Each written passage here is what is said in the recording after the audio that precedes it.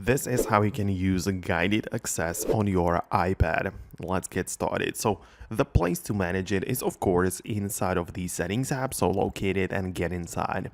Then from the options and menus, find accessibility. It is marked by a blue icon with a person on it in a circle, so it's pretty easy and distinct. So then inside of here, scroll down almost entirely towards the bottom and you should be able to find the guided access right there.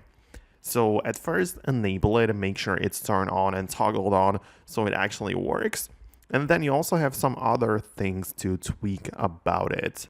So there are the passcode settings, which you can set up, and even Face ID if you wish. There are some time limits, right?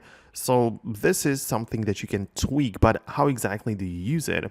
Well, with the guided access turned on, like that, you can leave the settings and open up any app which you want to lock on your iPad.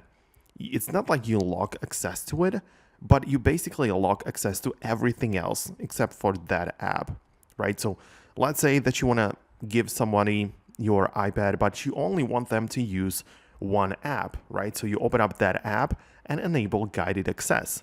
So basically you get inside of, I don't know, like Gmail, for example, and in there you triple click the side button or the power button. The guided access is going to pop up, right? And you can click on start, but before you do, explore the options in the bottom left corner. And with these options, you can also decide if that person can access your volume buttons, top button, some motion like rotations and stuff, keyboard, if they can even touch the screen, right? And even time limit can be set up.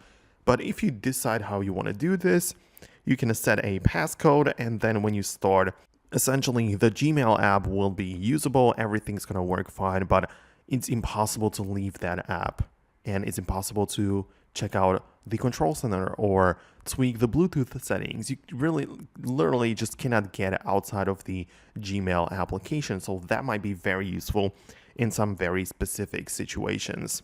So that's how it works. Of course, you can go back to these settings and tweak some of the things, right?